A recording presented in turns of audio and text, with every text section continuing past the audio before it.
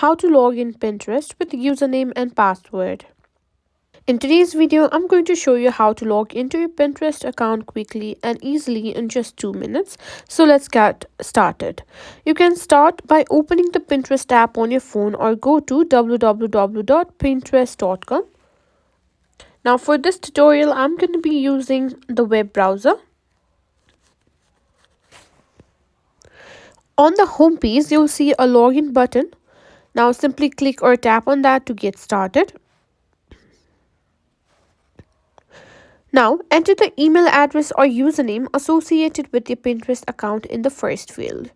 After that, you can simply enter your password. Now, if you have forgotten a password, you can simply tap on forget your password. You can also log in via Google. Simply click on continue with Google. Simply choose your account and simply click on continue again. And that's it. You're now logged into Pinterest and ready to start pinning your favorite ideas.